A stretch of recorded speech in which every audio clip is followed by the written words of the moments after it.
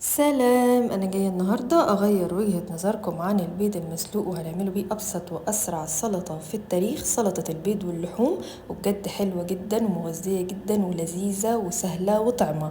يلا بينا. اول حاجه هنجيب حاجه واسعه عندنا وننزل فيها بيض مسلوق متقطع مكعبات، وكمان بطاطس مشويه وفلفل حامي وبصل وزيتون، وكمان هوت دوج ممكن تستخدموا اللانشون او التركي، وكمان كزبره خضراء، وكل البهارات اللي هكتبها لكم في الكابشن، وعصير ليمون.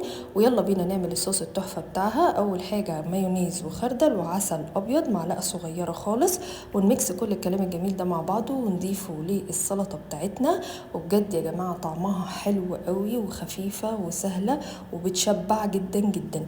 لازم تجربوها على طريقتي، وممكن تضيفوا كمان شويه مكسرات مجروشه.